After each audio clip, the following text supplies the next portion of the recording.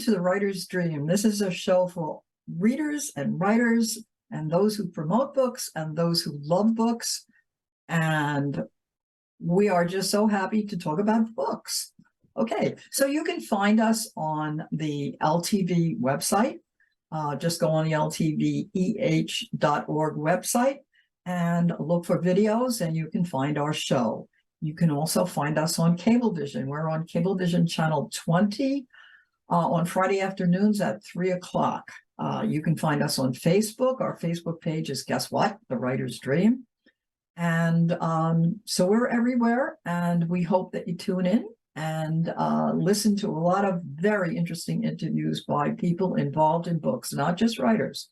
Today's guest is the most important person to an indie writer, and he is an indie bookstore, because what he does is he takes on our books where Barnes and Nobles doesn't even want to hear about us. So we love him. His name is Daniel McGowan, and he is the owner and operator of the Tiny Racoons Bookstore in Sayville, New York. And before I let Daniel talk, I'd just like to say a few words about Sayville. Sayville is a lovely South Shore, Long Island community in Suffolk County. It's right on the bay. It was the first house was built there in 1738, and us Long Islanders, or we Long Islanders, we think that's old. Of course, if you're in Europe, that's not old. It became a town, and they wanted to call it Sayville, but the Postmaster General didn't understand what they were saying, and he misspelled it, and so he spelled it Sayville, and they petitioned and said, no, we want Sayville, and he said, no, there are too many Sayvilles, but no Sayville. So here we are I strongly recommend that if you're on Long Island, that you visit Sayville. It has a maritime museum. It has the ferries that go out to Fire Island, especially Sailor's Haven, which is a national seashore. And it's just a lovely place. And it's a lovely place where Daniel McGowan has Tiny Racoons Bookstore. So Daniel, tell us how you got the bookstore off the ground. Okay. So, well, it's nice to be here, Linda. Thank you for having me.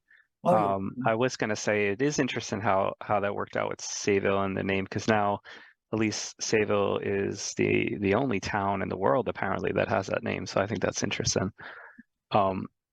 Anyhow, so yeah, how did I get this off the ground? Well, I have most of my working life have been working for nonprofits, and I had been a paralegal for like the last 7 years, and always kind of worked. I was always very adjacent to books. I have friends that own bookstores in Brooklyn and in New York City.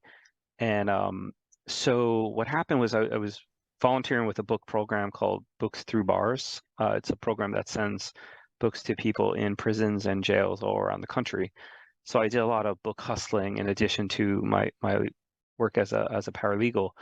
And so I would often find like these books that we couldn't really send into prison for whatever reason. And so I would often sell them on eBay for the organization. And then my wife and I, we would also go to minor league baseball games, and they would always give us like swag, like Hawaiian t-shirts or bobbleheads. And, we go with our child, and so there's 3 of us, and we come home with 3 pieces of, collectibles, right? And I have no use for all that, right? So we were like, oh, well, let's sell it on eBay, and we can see, we can make up the ticket price. And so we started doing that. I started doing that, and that was interesting. But to be honest, it's not that interesting to sell books online, at least for myself. You don't talk to anyone. People are really looking for the cheapest price, which is understandable. And then, you're essentially, collecting like envelopes and getting packaged, even sitting at a table and packaging this stuff up, which is just not that fascinating to me. So in talking to my wife last year, this was like 2 summers ago, about prospects for like work, I was pretty burnt out, and I'm only 49. I'm not nowhere near retirement, and we were like, well, I can't really do what I'm doing for that much longer. And so I tried to fall back on like all that kind of silly career counseling you get when you're a kid. Do what you love, and it won't be a job. And I had a few interests and I tried to get jobs in some of those areas and it didn't work out so well. So, we were just sitting there on the couch and our when we lived in Brooklyn, and my wife was like, you should just open a bookstore. And I think I had been thinking about it for a while on some level. And so at that point, I think that was in the middle of the summer, 2 summers ago, and we spent about a year going to book sales around the Northeast, library sales, Facebook Marketplace, all kinds of different apps. And I collected like a tremendous amount of books. And so we had been looking at different towns on Long Island, planning a move to Long Island. My wife's from Long Island. Most of my family lives out here. And so we had been looking at a few different towns, and Sayville was definitely one. Sayville and Port Jeff, excuse me, were the top candidates. And so I was planning to do it in 2024 in like the spring. I was gonna like work at my job and save money. And then what happened is my sister-in-law who gets her hair cut at the barber shop, that's my neighbor now, Iron and Tread on Railroad, um, was like, hey, they're closing half of their barber shop. They're losing half of the space because they're shrinking a little bit. Maybe you should go check that out. And so we went out there on a whim and saw the space that's now currently the bookstore. And it was like the right square footage. It was like the right shape, so to speak. And I can kind of we were standing there, people were getting their hair cut, and I was just like, this is it. Like I wasn't planning to get thousands of square footage, square feet. I wanted to get something that was cozy but not tiny. Despite the name, the tiny refers to the raccoon, not the store.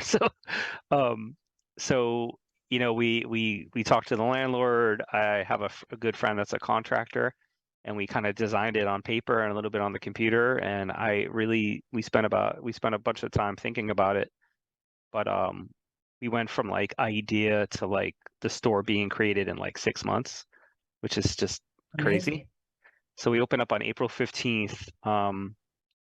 Halftime. I was still working at my paralegal job for 6 weeks during the week, and then I opened up the bookstore on the weekend. So I was kind of working 7 days a week from like April 15th to Memorial Day, and then we launched it with a big party on Memorial Day.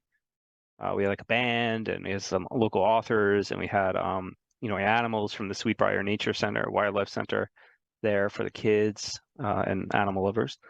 And so it's been going really strong. I mean, next week is 9 months, and it feels like a really long time, and it doesn't feel long at all. Yeah, I can imagine so. Yeah, Yeah. it's so what do you think is the most special feature about your store, the bookstore? Well, I hear from a lot of people out on the island that, there's not a lot of bookstores anymore. I mean, people sort of like say very similar things. They walk in and they're like a bookstore. And, when you walk in my store, obviously you can smell the used books. There's like a nice like paper smell, right? I don't smell it because I'm there all the time, which is unfortunate. But people always comment on that. And so I think that used bookstores, independent bookstores are I wouldn't say a dying breed. I think it's more that we're on the rebound at this point. I think that the death of reading has been overstated. I think people's fascination with Kindles and other e-readers are not as big as it was once made out to be. I mean, I think there are people that like to read on devices, and that's cool. I can't really do much for them because I sell books, but paper books. But so the special thing is, you can find some, there's a few Barnes and Nobles on Long Island, and you can definitely go to, online for the big evil billion-dollar corporation, which I won't name. And that's easy to get books, but it's a very different experience to walk into a bookstore and actually engage with a human being, to buy a physical product that you can actually, put a bookmark in and lend and hold on your knees. And that, to me, that's very different than the experience of online shopping. And so a lot of times people come in, and I always say to people, like, you should just come in here every once in a while, because it's not like you come here to get milk and like you're going to come in and get milk and you're going to leave. You come in and you see what I have, because I add a lot every week. And so really the store is ever changing. And so the other thing that I think I have to offer that, others don't is like actual expertise in books and like a willingness to like help people find what they need. You know, I've gone into the corporate bookstores, and it's often like I feel like it's interchangeable from going into McDonald's. You know, it's like you can ask questions and people don't know. And you know, I famously went into one of the corporate bookstores last year, and actually a big one like in New York City, and I asked them for Homage to Catalonia by Orwell, and they kept bringing me to the fiction section, and I was like, oh, this kid doesn't know that George Orwell wrote a ton of nonfiction. George Orwell was in the Spanish Civil War. Like this is I think a interesting angle. I mean, and I really like this book, so I wanted to get it, and you know, it just was not available, and they have just a very small selection of you know, classics and whatnot. So I guess the other thing I can offer, you mentioned it before in the introduction, is that like it's much easier for me because of my size and my flexibility to work with local authors, to have their books in the store, to like take them on consignment. I don't require that people distribute their books through Ingram or Consortium or any of the like distributors out there. I don't require that they get their small self-published book in a catalog, which is like probably cost prohibitive. I mean, I understand local authors and self-published authors have a set of challenges. You know, obviously getting your book sold to a major publisher, being that the major publishers are just shrinking into like, we're going to have like one big corporation at one point. It's going to be like Penguin, Random House, what, you know, it'll be one company, and that makes it for challenge in publishing prospects. So, you know, people come in and I can take like 3 copies of their book and we sell it. You know, we'll give it good spot on the shelf in the local author section. It might not always be facing out with the book cover, but we swap it around. We do promotion, and you know, I don't charge shelf space or anything silly like that. I think that's a little predatory in some ways. So, you know, I can offer, we have like 35 local authors in the store. We have books that are challenging to get elsewhere, like the Sayville and West Sayville Historical Society book, or the Sayville Adult Coloring book. There's a book on Fire Island by Warren McDowell. There's like lots of things like that that you're just like, you would not be able to find at you know, the corporate bookstores and whatnot. Yeah, well, I think from my point of view as a local author, you've helped local authors who are indie authors overcome many of the hurdles that we face. I mean, you write the book is published, no matter how you do it, whether you do it on KDP or you do it through iUniverse or one of those, or Ingram or whatever. And it's like having a baby. Well, there is the book. Now, what do I do with it? Yeah, what do you do? And Yeah, the skill set of writing a book is not necessarily, there's not really a Venn diagram where like the writer knows how to market the book, right? So no, I always tell people, I was like, so, you know, you have this thing now and it's in the store, but for me, that's like the first yard of work. yes, Now, like it might be, if it's your end, that I don't really want the book, right? Like if it's I published a book and now I have it in the store and that's it. I kind of tell people like, you know, I kind of need your help to like hustle this book, yeah, right? Like absolutely. take a picture in front of the book. I'll take a picture of people, and I always post about author visits, and we do events with authors, and we try to get people in there, because you know, the truth is that like local authors have a hard time selling their books even in my bookstore because of the fact that they're going against Dickens and Kristen Hanna and Yeah, like, you know, like it's like, how do you compete with that? So like, you know, the local author section has a large amount of books that are faced out, which make for easier viewing. And, you know, a book that people can see the cover on is a book that they'll buy a lot faster than perhaps just seeing the spine, right? But it is challenging because, you know, of course, there's friends of local authors come in. I tell them, tell your family, tell your friends. If you do social media, cool. If you don't do social media, guess what? People communicated before social media. Just go back into your memory and remember, how did we used to do this? I don't know, phone calls, or I mean, there's a million things you can do, right? Like postcards. Like some authors make postcards. It's a mhm. great idea, you know, or they hustle. They walk around with their books. They always have them. They always talk to people. Like there's lots of methods to selling books, but it is challenging. And you know, there is a confluence of interest that I have with local authors, but I always try to tell them like, the book is here now, you gotta sell it, because what's the point of like, you know, we put it in the store and then like we don't tell anyone that it's there, you know. Well, um what I think you do that works two ways is the fact that when you have a local author as a guest author, even if it's not a local author, what you do is you encourage people, you send out an email, encourage people to put it on Facebook. Oh, totally. Social media is really, it is necessary if you're, I don't know how people are able to promote their books unless they have it in, like, for instance, nonfiction books are easier to sell because usually a nonfiction yeah. book has it has an audience. Like if you write a book Constituency, about yeah, your totally. experiences nursing, well, then Hmm. you can leave your books in hospitals and Hmm. doctors' offices and stuff like that. But if you're Of writing course. fiction, is the hardest. So tell me Yeah. a little bit about the kinds of books that you've collected, not just the local Mhm. authors, but you Sure. collected in the beginning. Well, I would say that I have like we actually did a count of books the morning we opened up about 3 hours before. And we were like, it was like 2,999. And then I realized that I didn't count the book cart that I had, which is probably like 50 books. So I always say we started with about 3,000 books. We've added about 1,000. When we first opened, we had a lot of these like I would call them like fluffy sections, like they were staff picks, just designed to like, have full, we wanted full shelves. There's a certain amount of like trickery of like, oh, these are staff picks and but right now when you come in, it's actually crazy. Like the shelves are definitely packed and there are like probably 50 boxes or 100 boxes in the basement in various sections, right? So I would say that I stock, if you look at my used, which is along the walls on either side, it's like half fiction and half nonfiction. And that definitely is very different than most bookstores. I mean, you will find like sometimes as much as 80-20 with fiction being the predominant. I mean, people read fiction a lot more. But I'm a huge fan of nonfiction and you got to do a store that like speaks to you. And so I ended up having a very good nonfiction section, which is like, and when I say one, it's not one section. It's actually, it's true crime, it's LGBT studies, it's cultural studies, it's biography, memoir, U.S. history, ecology.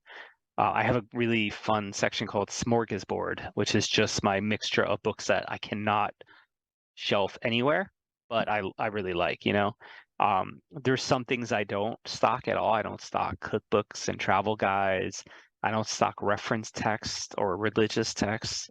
But for the most part, I would say almost everything else is stocked. I have a general contemporary literature section, which is essentially modern fiction from like 1900 on. It's everything from classics to contemporary fiction that was published in the last year. And I have a lot of genre fiction. So I have like romance, sci-fi, fantasy, horror, mystery and thrillers. I have graphic novels, and I have a massive kids section, including like young adult and middle readers and early readers and baby books and such. So that's like sort of the lining of my store. And then in the middle, I have like 4 tables of new books, and that is largely things that I can't stock use, like it's just too hard to find, or just good books that are coming out that I think are worth stocking, and also just kind of these perennial evergreen titles. Like maybe they came out 8 years ago, but they're like a good book, and people come in every day and they pick up the book and they go, my aunt told me about this book, I gotta read this. So like The Body Keeps the Score is a really good example of that. It's probably my #1 selling book about PTSD and like modern understandings of trauma responses. And that came out in 2017, but I sell like one a day at least. Right. So I have a lot of that. I have books on ecology, music, mental health, local. I have a whole local interest table, which is all about different towns on Long Island and Sayville. And I have like some popular memoirs. I even bought a cookbook or two. I told myself I wasn't going to do cookbooks, but these are really good. I have a whole series of like these beautiful classics and gift sets and stuff like that. So it is packed. The store is absolutely packed. And at the end of the day, when I'm like looking over my inventory of like what's sold, I kind of just go downstairs and come back with a box and restock. And I spend a lot of my time off from the store hunting books, and so I usually come in on Wednesdays with like about 100 new used books, and my new books come in, and so usually Wednesday and Thursday is like the store just kind of gets a little like zhuzhed up, you know. So are you still getting your books the same way that you got them originally from Hmm. eBay and I'm not getting, I have not been to many large library sales. Most of my library sales I've gone to have been local, Mhm, but the libraries on Long Island are really good. And mhm. so I've gone to the Bellport Library, and I know the Patchogue Library has a really great book cart that I'm going to go to. The difference is that when I was building for the store, I was starting with like a small amount of books, and I had to really amp up. So I have gotten close to 700 books at a book sale before. Wow. And they're in the middle of, they're far away. There's like gas issues and time off from work. So I am there 5 days a week. So it's quite challenging to conceive of going to one of these sales. But I would like to go to one because you can get so much really great stuff. It's a little bit of a madhouse. You're usually in like a gymnasium and people are a little crazy, but I have like a really good sense of what I need at this point. So I would be like laser focused on reading title. Your brain can do wonderful things in reading and scanning books. You can just like scan very fast and then figure out exactly what I need. I do buy a lot of books from my customers. I largely engage with like store credit. I give store credit or small amounts of cash. Um, I do get books from, like I said, from the little library sales. But mostly it's been from my customers. I've been building the stock. So So in there's other a words, hmm, people read books and then what do you do with them? So they bring them yeah. to you? Yeah, I Okay. mean, everyone comes in and says the same thing. They said nobody will take books, the library won't take books, which is true. Most libraries don't. No, And that's because it's a full-time job to take all these. I mean, it takes me hours to process books. sure. And what I do is I tell people, I don't really want to process people's garbage per se. So when people bring me stuff that's like moldy, I'm like, well, that's just garbage, right? But if it's like most of the time, I don't want people to have to stay around waiting for me to go through their book. So if they're donating, then I just tell them like if I can't use it, I donate it. And so I do donate it to lots of different places. The local place I give to all the time is St. Anne's Thrift, which is about a mile from the store. Also, all the little free libraries in Sayville, there's like 6 of them get books from my store that I just they're books that are in good shape. Like there's nothing wrong with them, but I just can't use them. Either I have too much of a subject, or perhaps they're a topic that I just don't cover. Um, so I do that. There's also where I live on the North Shore. There's lots of different thrift stores that I donate to. So I do my best to not throw things in the garbage. I mean, one person's garbage is definitely another person's treasure. So I might not be able to use it, but I know that there are people out there that want it, unless it's damaged, in which case I recycle it. I think that's great that you said that because you may get a lot more books Oh just as yeah. a result Like of this interview. I mean, I Also, get a lot. I mean, I got a 200 book donation the other day, and wow. you go through it, and it's like I'm like, oh, this won't work in the store, but it works on eBay, so I'll put collectible things on eBay. And then this is, these books, I've donated to. There's a few different like mental health units at hospitals that I'm able to donate to. I've donated to South Oaks and St. Catherine's, and I'm trying to think of the other one. The Long Island Vets Hospital in Stony Brook. I've donated about 10 boxes to them. And so there's a remarkable amount of like surplus of books in many ways. And so I kind of pick through and take what I can use in the store.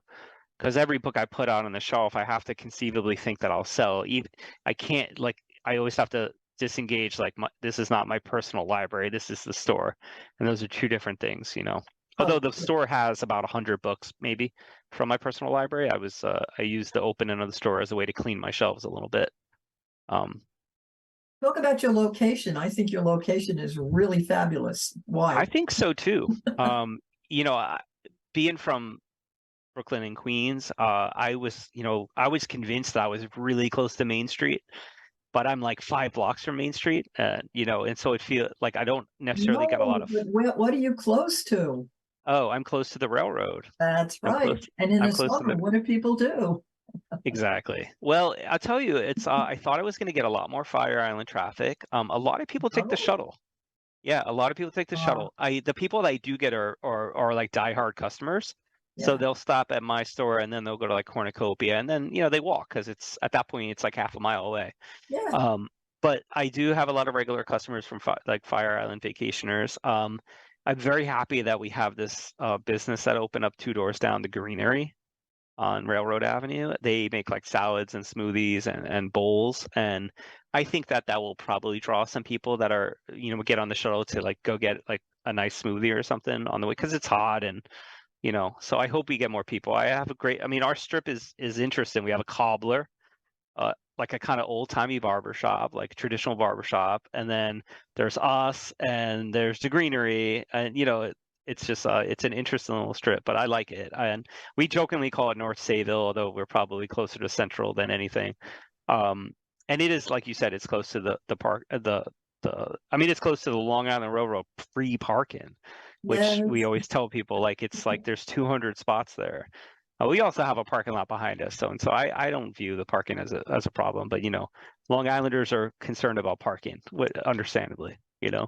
Well, if you had one message to give to the readers and writers who are watching this show, what would it be? Well, I would just encourage them to come down. I don't have a website for you to peruse my stock. You actually have to come down and look at it in person. I'm happy to help people find the stuff they need. I mean, if you consider that there's 65 million books that have been produced, the fact that I have 4,000 feels like a drop in the bucket, but I'm always happy to hunt for books for people and help them find what they're looking for either on my stock or like online. I mean, I look for like used books. Like I said, I have hundreds of like new books, but when you consider how many are out there, a lot of my business is getting special orders, and so people will say, "Oh, I want the Arnold Schwarzenegger biography," and if that's a book that I wasn't going to necessarily stock because there's just like 20 biographies came out in 1 week, and so I was like, "Oh, I'll get that for you," and so I ordered the books for people, and then I just hold it behind the counter, and when they come in, I give it to them, and it works out very well. I get a lot of business that way, and I'm happy to help people get any book they want. It sounds like the perfect bookstore. I've been there. Thank you. Yeah, So I that's can right. say to the audience that it is a wonderful experience to walk through the door into a real bookstore. Thank you. And I wish you loads and loads of luck. I And I'm appreciate very it. happy that you came to do the interview. We should at least, I can't commit this party foul by not giving my address, right? Right. So the bookstore is at 277 Railroad Avenue. It's just south of the tracks, off Hedink Street. And our parking is right behind the store. So you just make a left on Hedink and it's right there. And we have a lot of events, and I am on social media. So you can find us on Facebook, on Twitter, or Instagram as Tiny Raccoon Books. And I just counted the other day, we did 37 events in the 8 months that we were open for 2023. And so I think we have 6 events for the remainder of the month. We usually like often have 1 or 2 a week. So, and they're book related and they're music and there's all kinds of things. Yes, and I hope to be there someday. And I think we're pretty much out of time. Okay. So, Well, I appreciate it. Thanks for having me on. yeah, it was great.